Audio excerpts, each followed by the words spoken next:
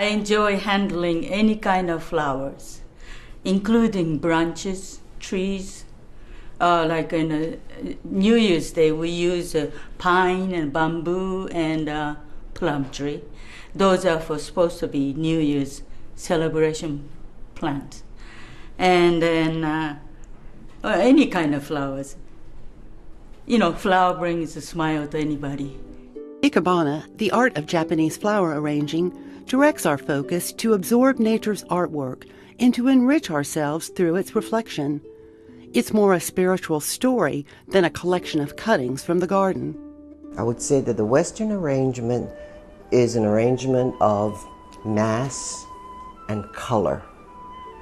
And in the Ikebana, the Japanese arrangement, Japanese style, the Ikebana, is really creating lines and creating spaces. Begun as a Buddhist ritual to offer flowers to the spirits of the dead, over the centuries, Ikebana has evolved into several schools of philosophy. Its design significance spread to the U.S. following World War II. The Army sent me to Okinawa as a GI, and I was exposed to it there but didn't study it. And very shortly after I came back home to San Antonio, the San Antonio chapter of Ikebana International was formed. Since 1960, the San Antonio chapter of Ikebana International unites two cultures. In Japan, the art was taught to young girls before they married. Club activity, we do have a flower arranging class afterwards. And then during the war, we were stopped for everything. Then after that, start beginning to pick up again. This one is a summertime arrangement. Spring, usually the irises blossom most. And they are very short because they're in a hurry to blossom. Then later on, they got second batch of irises start growing. Then the flower will be a lot taller. You can divide Ikebana roughly into three main classes. The classical, which are done in so that when you look at them from the front, the arrangement has the appearance of a single trunk.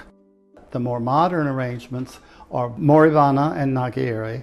Moribana are always done in a low, flat vase so that you see the expanse of water in the vase.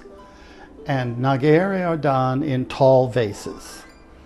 So usually people start studying with Moribana because it's simpler and easier to do, and you have the kenzan that holds the material in place. These things get a little sharp needle things on.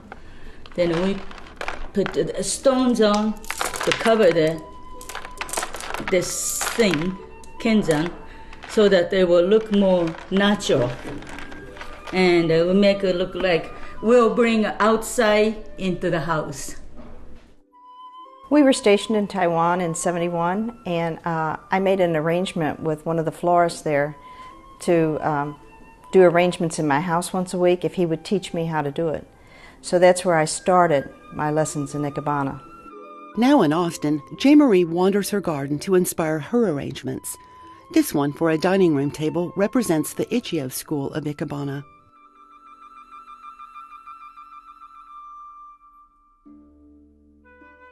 I was born in Hawaii, and after World War II,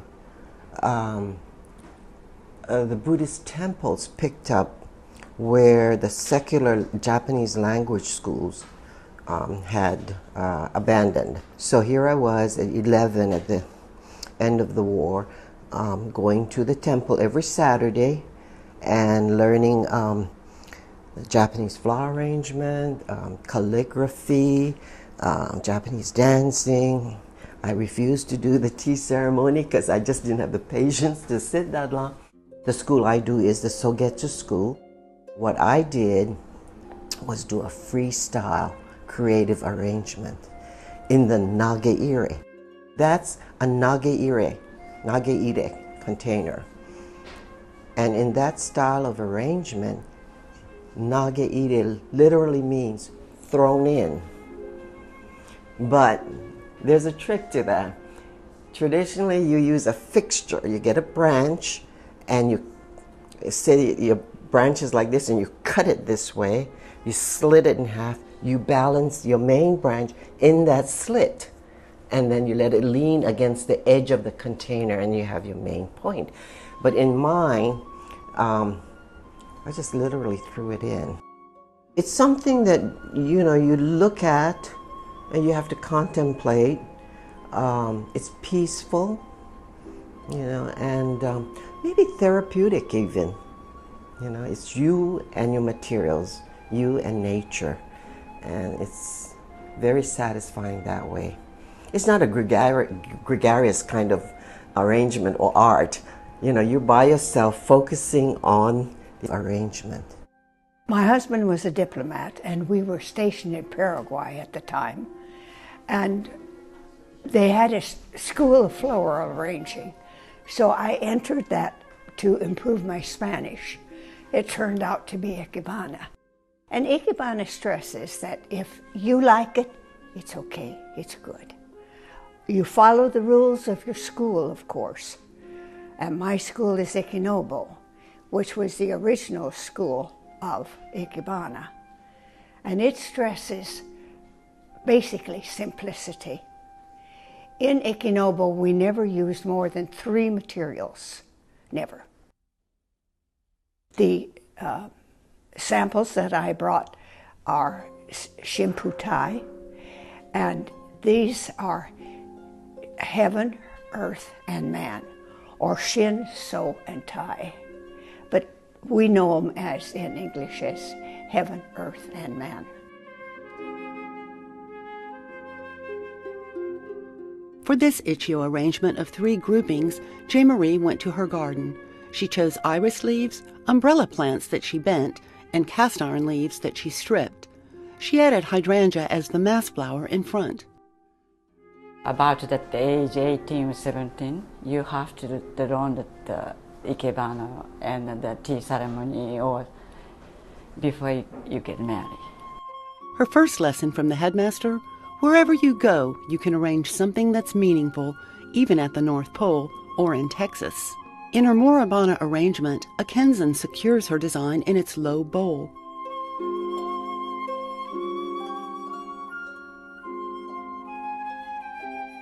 Susan Flanagan's arrangement in the O'Hara School is a summer landscape near view that replicates nature's dynamics. In other words, you have a near view, you have a medium or central view, and then you have a far view. You can make Ikebana in any kind of vase, whatever vase you happen to have, but you start with the basics in the flat container, and then later you move on to more advanced shapes and kinds. Ikebana inspired Dawn to potter with pottery for total expression. Like any garden philosophy, it's all about where you find your harmony. Some other one is a little bit more modern. Sometimes a little abstract. But like old-fashioned like me, I just don't dig it. And it's about finding art around you, no matter what. Immediately after the war, were very difficult times in Japan, and there weren't many flowers available, but they used anything at hand to make their Ikebana: plastic, paper, metal, anything at all. And so the whole idea of Ikebana expanded greatly at that time. I think it makes you look at nature in a different way. It is very spiritual, it is very calming.